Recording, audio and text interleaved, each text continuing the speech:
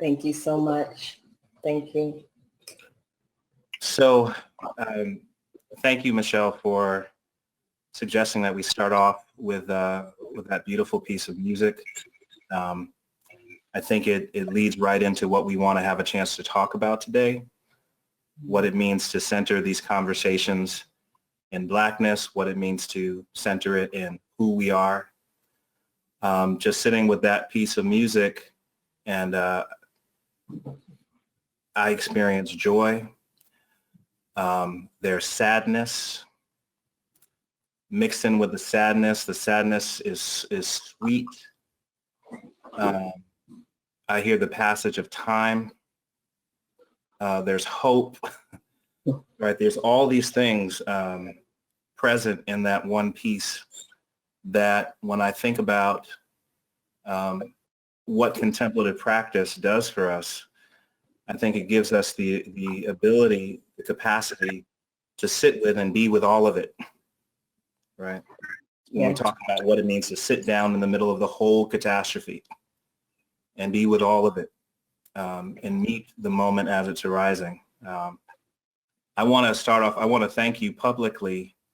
I often say to you privately and publicly that you gave me a point of entry to the work, right, to doing this work. And I think that that's important for us, and we frame this as a discussion, right, rather than just sort of a standard presentation, to model what we can do for each other, right? I'm here in this space now talking in large part because you gave me a point of entry to the work. So I want to acknowledge that and thank you for that.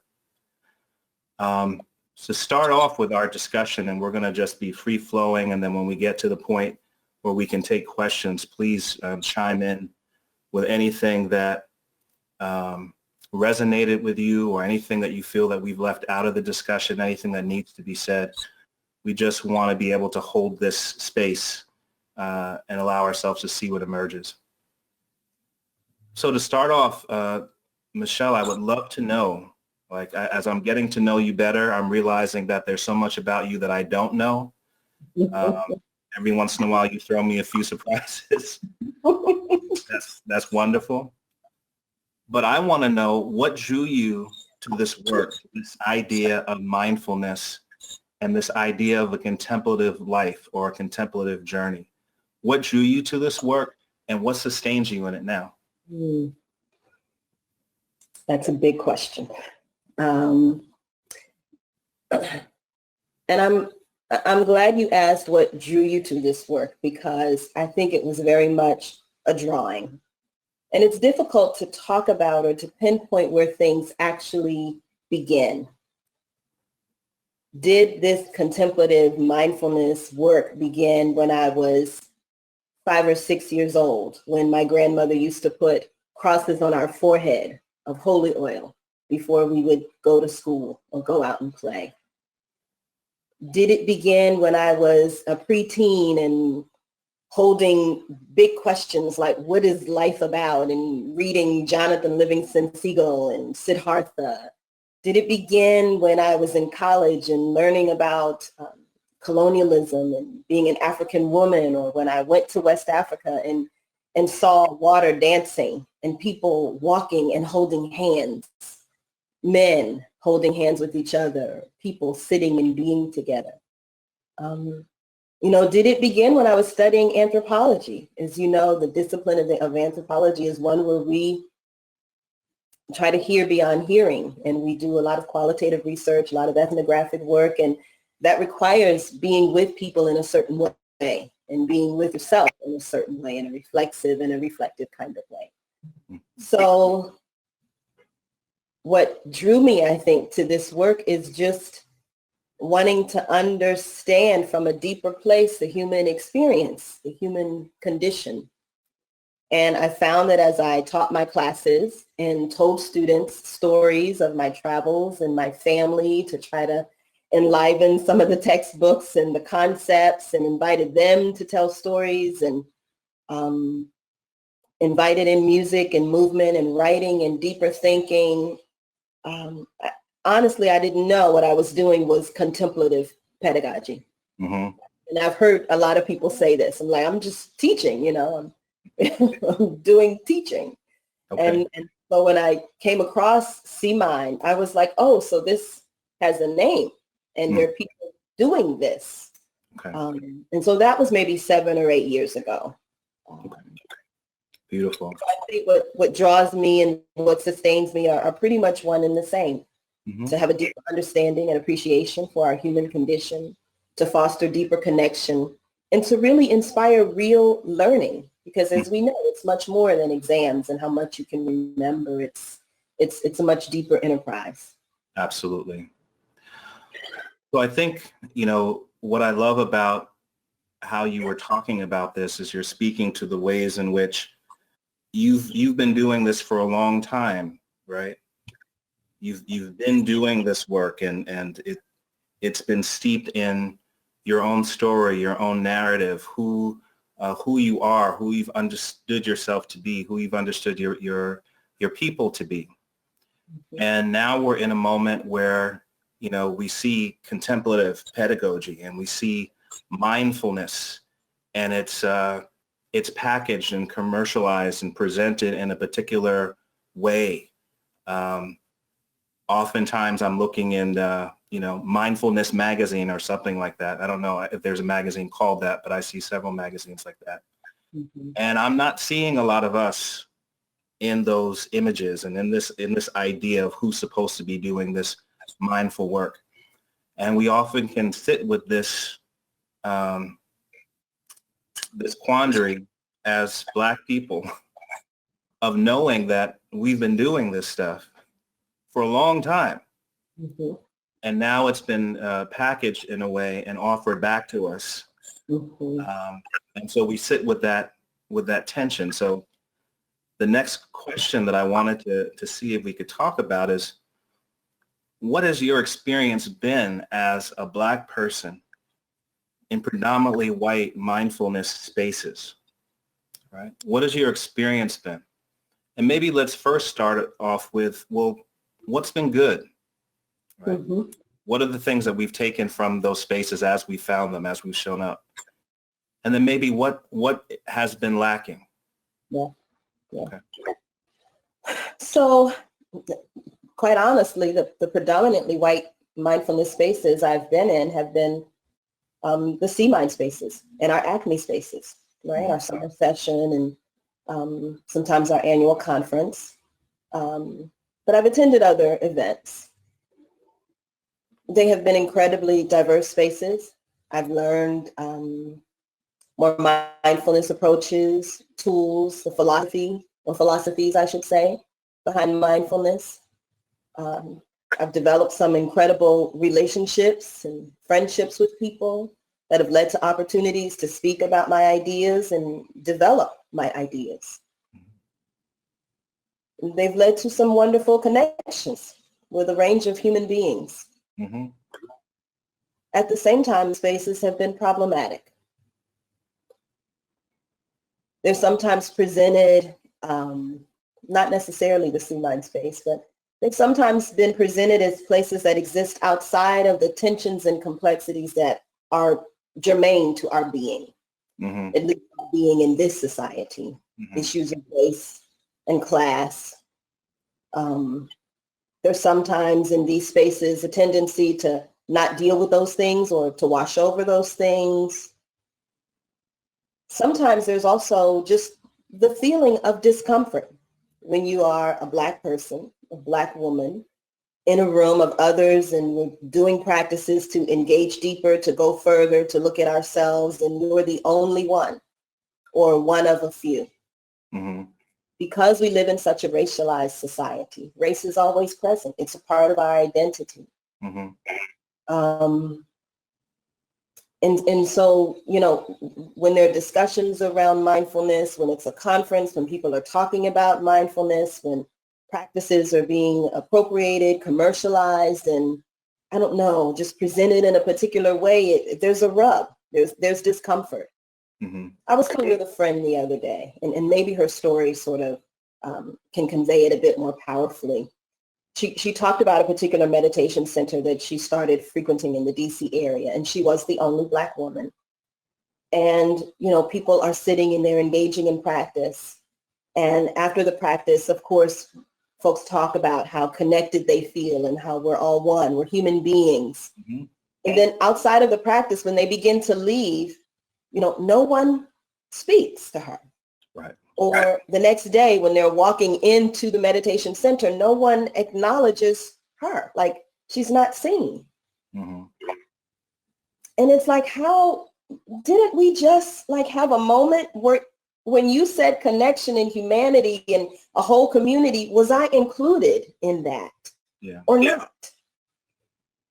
I'll wrap up in just a second. I was at an event recently where a scholar was talking about the mindfulness work that he did in urban schools with predominantly Black and brown children.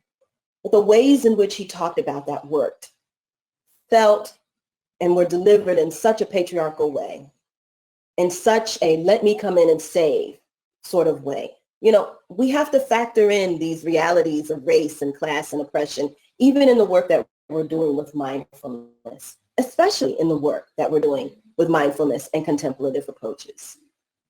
So those are, some of the, of course, benefits and blessings. And then there are some real problems and tensions that I think we need to take on. Mm-hmm. Absolutely. Yeah, I think I appreciate all of what you said. I thought it was important that we start off by talking about what's been good when we talk about what draws us to this work, what draws us to these spaces, and to be able to talk about, what is lacking, what's problematic, and why would there be a time and a place for us as Black people to come together, right? To be affirmed in who we are, to be able to share viewpoints, to be able to share perspectives. Can both those things exist at the same time, right? Without one taking away from the other, right? That there's a time to be with everyone, and there's a time for us to be together. And one of the things that, when you first started talking to me about the idea of a Black Mindfulness Summit, or the idea of, a book project perhaps that would center on Black experience, one of the things that I really wanted to see happen, and that we've talked about a lot, comes from the work of and the lived experience of Toni Morrison. Toni Morrison was often asked, did she think she was ever going to write about white people? And she was often asked this question as a critique, to suggest that writing about white people was somehow the more important thing, or even the more interesting thing, a difficult thing to do. And she would always push back on that and say that, the person who asked that question doesn't understand how fundamentally racist that question is. That kind of question would never have been put to Tolstoy, she often says. When are you going to write about Black people? And she would talk about the fact that she realized that it was important for her to write without the white gaze. And that she realized that once she left white people out of the equation, that all of these other stories and narratives became possible, right? And oftentimes I find that, and I found this kind of moving into some of the contemplative spaces, being with Black people, and the conversation would be so focused on what white people are or are not doing, what they should or should not be doing. We're in a moment now where there's lots of conversation around decentering whiteness, and that's important work and it needs to happen. But I want to make sure that we aren't unwittingly also keeping all the attention still on whiteness, such that we never get around to talking about Blackness and what is it that we uniquely bring to the conversation, right?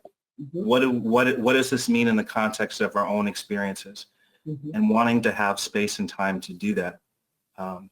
So I wanted to see if I could have you talk a little bit about what is Black mindfulness, and why do you see a need to design contemplative spaces for Black people?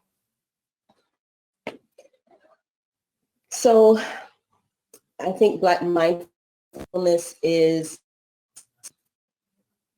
an experience of deepening, of centering, of presencing, of connecting, that comes from the Black lived experience. And I use the word Black intentionally to be more inclusive of the African diaspora, my brothers and sisters in the Caribbean, or from the continent of Africa, or the various places where Black people are. So the experience of mindfulness, of contemplation, of wholeness, because that's what I see mindfulness as being, is fostering our wholeness, our authentic wholeness. It's approaching that from the perspective of our own lived experiences, our cultural experiences, and our history. So in the morning when my grandmother got up and spent time alone, having her time with the Lord, or looking out the window, that was her mindfulness practice. My mother crocheted blankets upon blankets. That was her mindfulness practice. And it is no less powerful or potent or meaningful than another practice. We can even look at practices that are more embodied and involve more movement, African dancing or drumming. So for me, it's about the intention and the attention. What is the intention? And then where are we focusing the attention in that practice? And so I think it's important to have a Black mindfulness space, because sometimes we don't understand that we're doing this work already. And that's not to negate or denigrate the traditions, the very rich and powerful traditions of mindfulness. But it's to offer this perspective, what does this look like for us? It may or it may not look the way it's depicted in magazines. It may look like walking through the park. When I spent time in the Caribbean, the elders would get up and take a walk along the beach every morning. I'm like, this is incredible, right?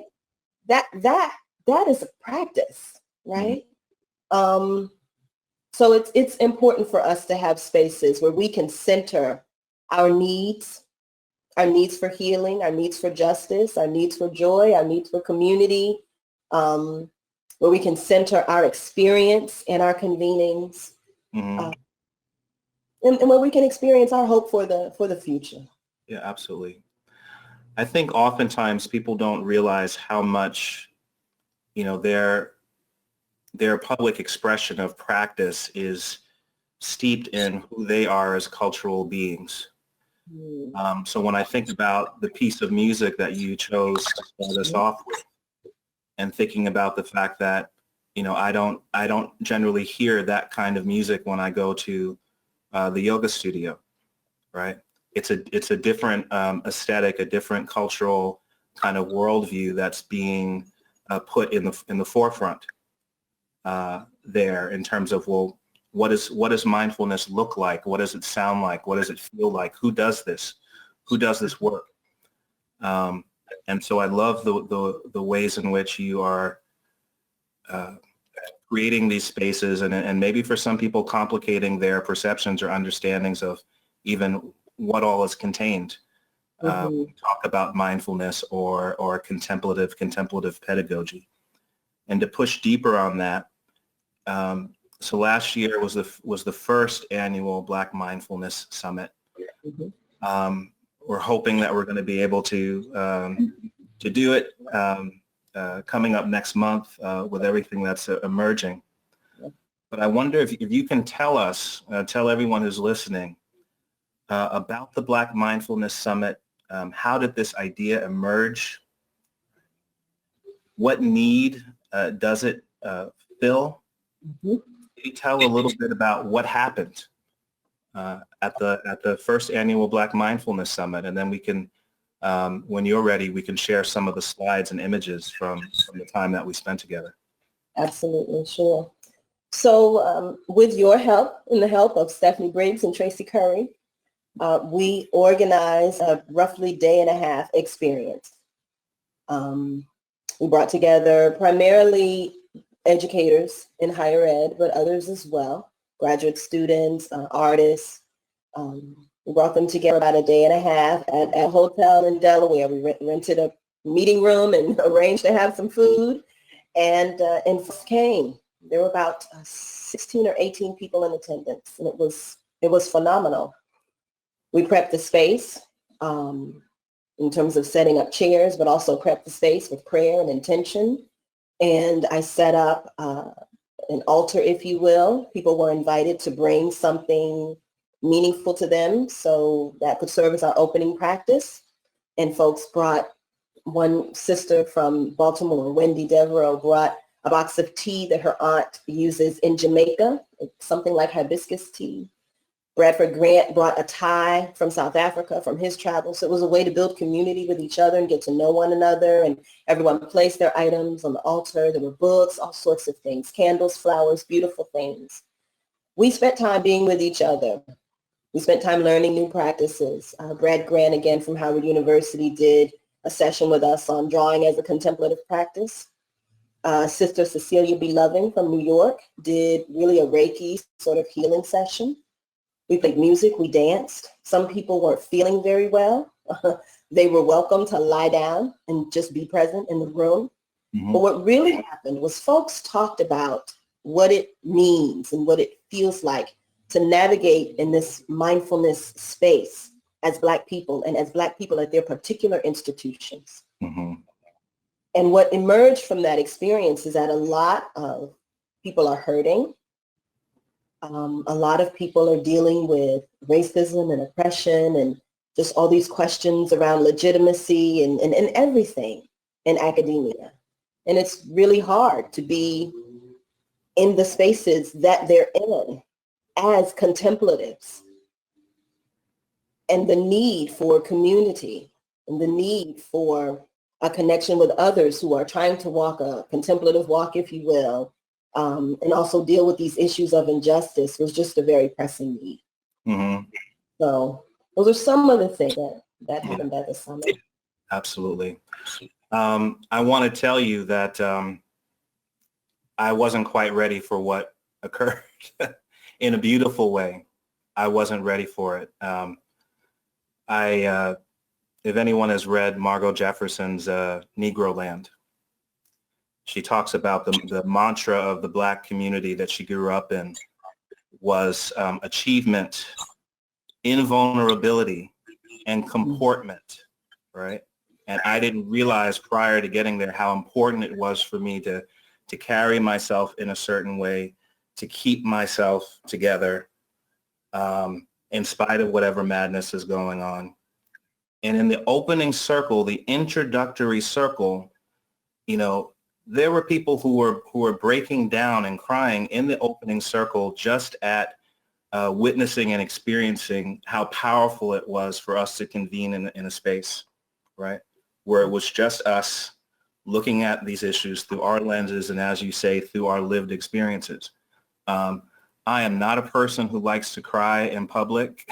And I didn't make it through the opening circle. I was breaking down. I was emotional. I was like, oh man, I was, you know, I'm still, you know, obviously sitting with the fact that I didn't realize how much I was hurting until we were in that space, and how much there was a need for healing, not only for myself, but for everyone, for all of us collectively, and how we could offer that experience to each other.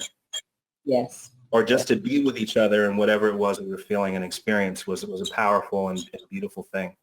I wonder if now might be a good time to show some of the images from the summit from last year.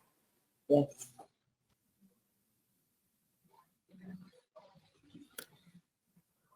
Okay. So we go forward a couple of slides. I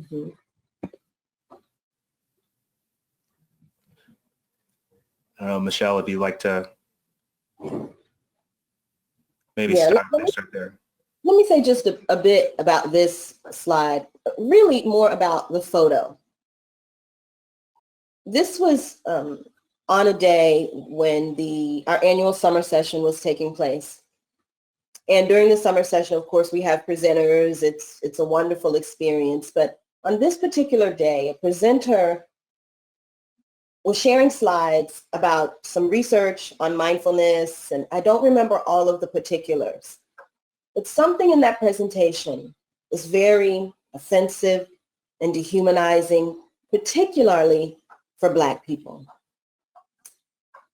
And I stayed in the room for as long as I can, tried to be as objective and open-minded as I could, but it just became unbearable. So I stepped out of the room, and slowly some of the other Black people started to step out of the room. And we were looking at each other like, can you believe like this person is commanding the stage with this information, with this perspective? It's hurtful. Mm-hmm. You know, and that's another part, I think, of the work and the need for the Black Mindfulness Summit, and part of the work for the larger mindfulness community. Often people have not done their work, mm-hmm. or done a little bit of it, and they think they're good, right? Mm-hmm. Especially the work around race. Yeah. But on this particular day, it was just it was very difficult to sit in that space. And so we had been wanting to see the Sojourner Truth statue. It's a 12-foot statue in Florence, Massachusetts. And Dr. Rose Saki Milligan, who is standing behind me right at the side of Sojourner, said, well, I have a car, we can go. And so all of us piled in her tiny car, and we went to this statue, and we took it in. We made a circle around this statue. Linwood Heyman, who's now at Morgan State University, sang. And we let it out.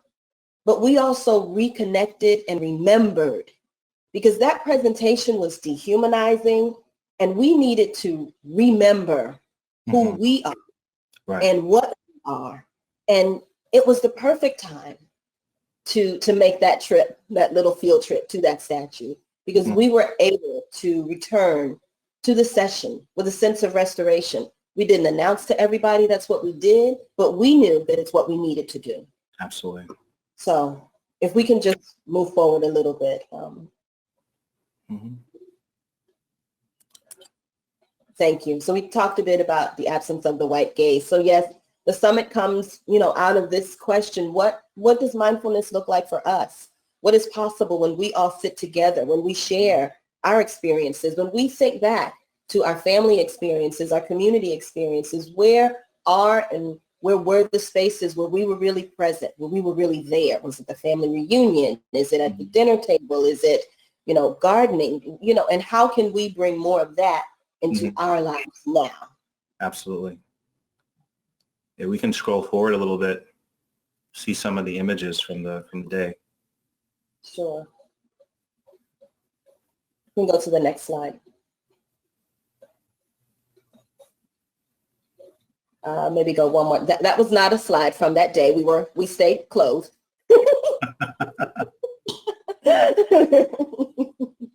Thank you. This is a photo from that day. The photo of Brad, who was preparing to deliver some words to us. And I just love the way the light sort of fell on him. This is another attendee. As you said, we talked a lot about our need for healing, talked about our experiences in higher ed and the multiple spaces where we're working. Some practices we engaged in that day. I did open with libation and prayer. We did some drawing, we did some sitting meditation, we did music. Those are some of the other practices in the other slide that I engage in with my students. The Black youth visualization that's mentioned in the Josie article. So, just healing and being with one another. You can go forward, please.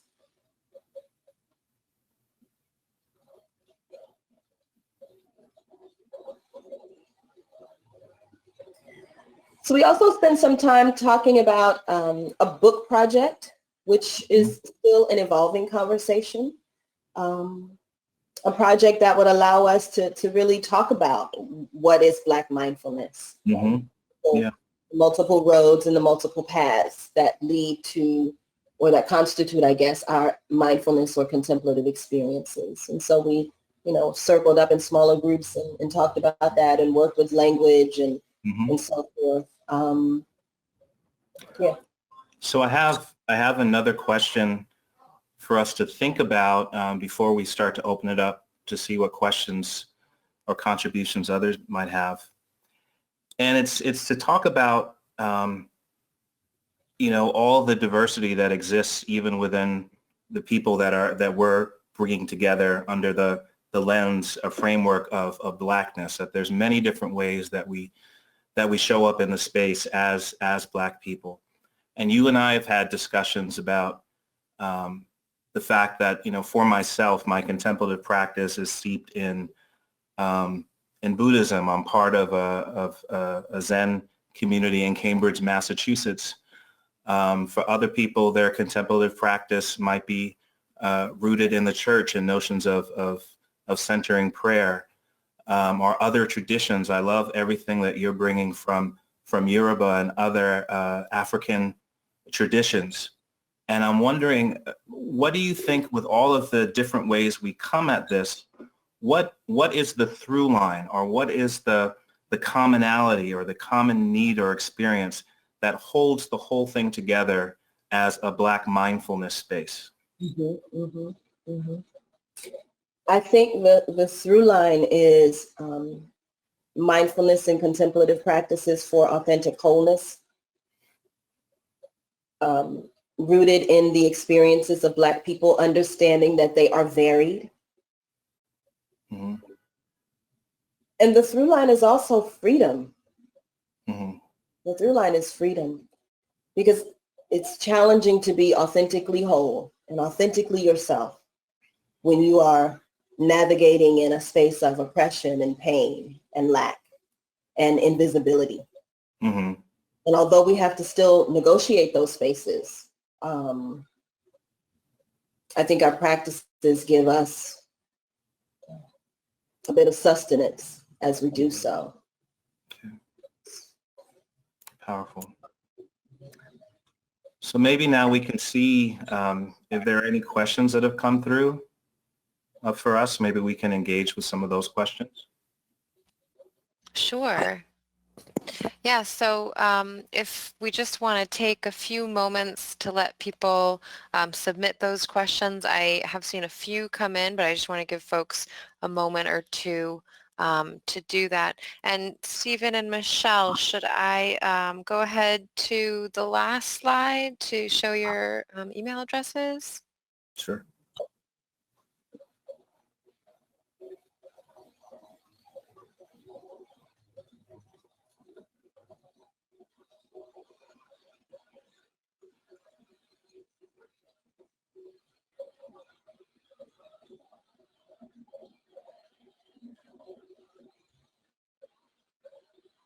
Yeah, that's it. Okay. Maybe the slide I before do that. see some.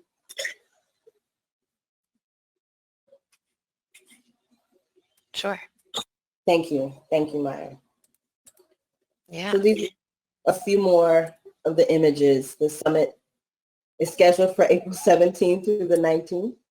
We've got some great things planned. We're hoping we'll be able to do it at that time. If not, it will happen in 2020. Mm-hmm. We've got scholars from several places coming. A scholar from Spelman College will be talking about her research with mindfulness in the African American community. Dr. Natalie Watson Singleton. Linwood Heyman and Marlon Blake will be doing a session on Black men and mindfulness. Mm-hmm. Professor Ife Leonard will be talking about racial socialization and children and mindfulness. A number of us will be sharing our practices in the classroom and practices we use for ourselves. Ram Bhagat is coming from Virginia to do drumming, street drumming. He does Master Resilience and Drums No Guns. He leads the Drums No Guns Foundation, and so we'll be doing some drumming and just a range of offerings to show the multiple ways in which we're engaging in mindfulness and contemplative approaches for our work and also for our individual needs and for what we're doing in the community. So the theme, healing, justice, and joy, because I think that mindfulness and contemplative approaches can support all of that, and they need to. They need to be used for our collective healing, for justice, and for the cultivation of joy. Beautiful. Thank you. That actually kind of leads into the first question that I will pose to the two of you.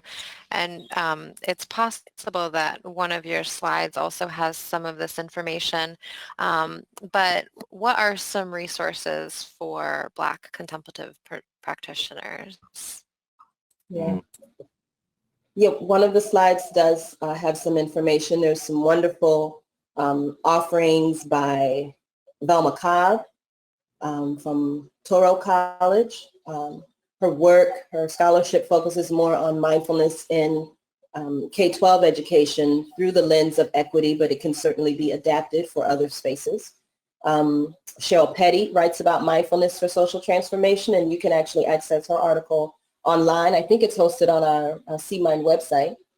Of course, Reverend Angel Kyoto Williams, Rhonda McGee's work, The Inner Work of Racial Justice. I absolutely love it. It's phenomenal phenomenal work. But, you know, many of these resources can be examined for Black practitioners. Angel Acosta will also be joining us at the summit, and he has an incredible timeline. I think it's a 20-foot timeline, which is part of the 400 Years of Inequality Project. And he's developed contemplative practices around engagement with that timeline. Mm-hmm. And of course, my sister Angela Rose Black for Mindfulness for the People. She's doing incredible work around looking at systemic whiteness in institutions around mindfulness. Mm-hmm. Yeah, absolutely. You have We were any other- I just wanted to mention we actually were able to do a webinar with Angel on that project. So if folks want to check out the 400 Years of Inequality timeline in a bit more depth, you can find that on our webinar archive. Mm-hmm. Yeah. Very good. Next question. Yes. Do you ever lead in predominantly white spaces? How do you frame and bring your voice to your teaching and your guiding in those spaces?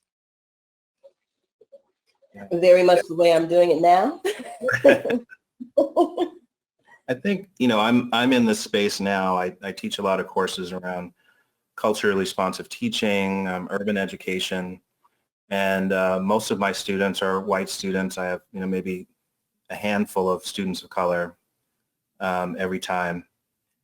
And it's really interesting because I think some of the things that we were talking about coming from Toni Morrison, this idea of not prioritizing whiteness, or all the ways in which by, you know, sometimes having such a focus on whiteness, I find like it's giving a lot of my power away. Or I find myself now saying that I don't want to spend whatever time I have left on the planet trying to convince white people to do better, to be better, right? Because whereas I find people that are white have their own sets of work to do, as a person of color, as a Black person, I have my own work to do. I have my own assumptions and biases to interrogate and my own kind of journey that I'm on. And so I want to say to people, and I'm trying to get out of the question of how do I frame it. I want to say to people, I want you to do your work, and I'm going to do my work, and then let's be in conversation together about how our collective work is going, right? But I can't make my whole reason for being about supporting your journey or your awakening as a white person. And I find my framing it this way, right, post-tenure, mind you, has been more challenging than I anticipated. There's almost an expectation that I'm going to fulfill a particular role sort of in perpetuity. Mm-hmm. And I'm finding that with tenure and frankly age and maturity and all those things, I have more kind of freedom and room to kind of push back and approach things the way that I want to. Mm-hmm. Mm-hmm. Which I think is also a part of that structural challenge, right? I mean, the need to, of course, feel safe and to have some safety so that you can do these somewhat more risky and dangerous things. Yeah. Part of the work that I'd love to see us do more of in terms of challenging the structural and systemic oppression that affects all of us. Mm-hmm.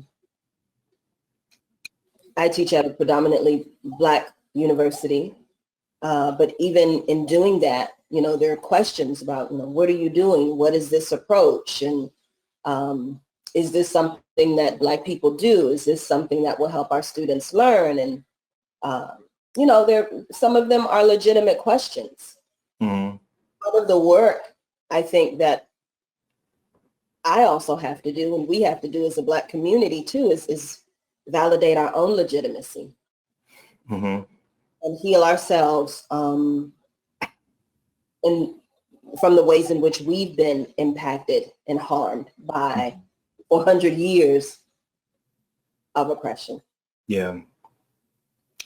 And I think where the contemplative approach is so helpful is carving out space and time for people to be able to get in touch with where these issues live within them.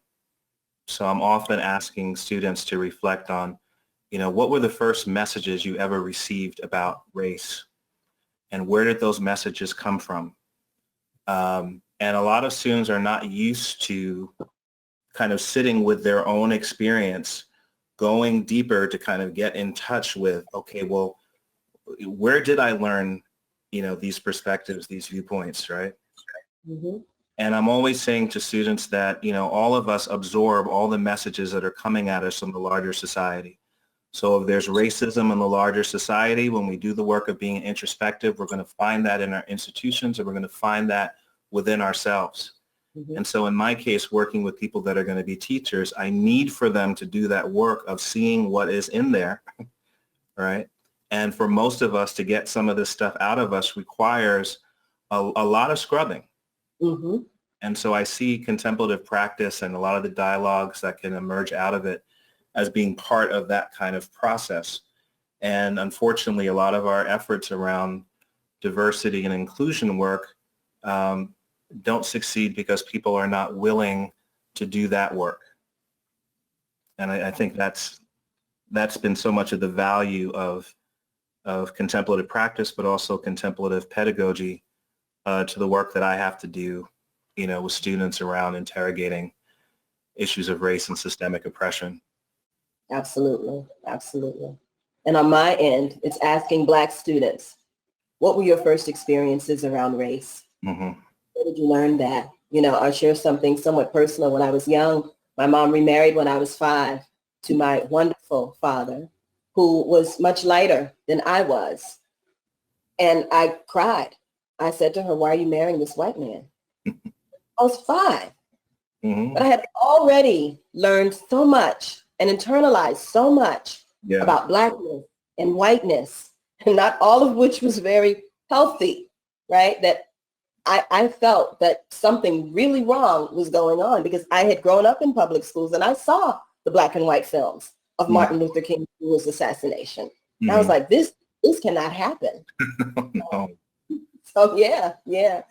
They supported me through that and helped me understand that my dad is a Black man. But even with that, skin color, colorism, how we experience Blackness in different ways, how others perceive Blackness in different ways. Mm-hmm. It's all part of the work.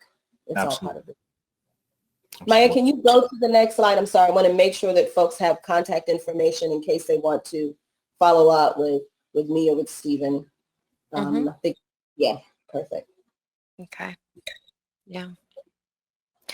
So the next question is about how we can embrace the Blackness that exists both in the indigenous, Latinx, and Oceanic cultures as well.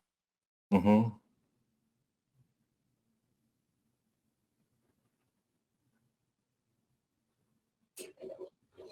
I think we embrace it. Yeah.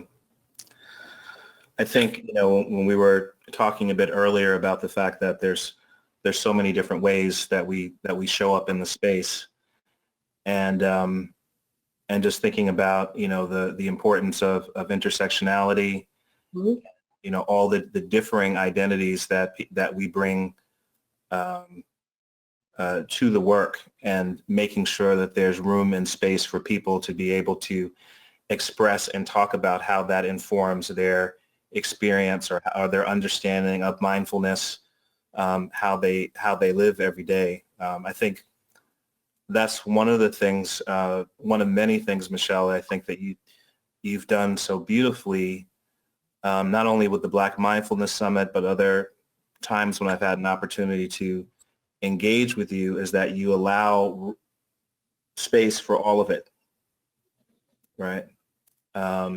Nobody's sort of saying this is the way it has to be, or this is the only way that, these stories or these experiences could emerge. Mm-hmm. I would love, in the context of what's emerging, for people to to bring forth those stories and those Absolutely. those perspectives. I think that that would be a very rich and very welcomed contribution. Absolutely. Absolutely. Mm-hmm. Thank you for that response. The next question is about the word mindfulness. How do you find this word, this term, either useful or limiting? We've got 5 minutes. Right. Ready, go. Right. I appreciate the question and the acknowledgement that it is both useful and limiting.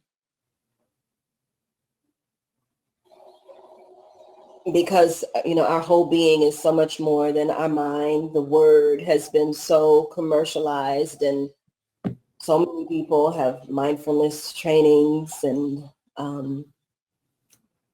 it's limiting. At the same time, it's very popular right now. Yeah. Well, I think part of what makes it limiting also, if you flip through the magazines or the websites around mindfulness and look for ways to engage, you see that it's a very white, affluent.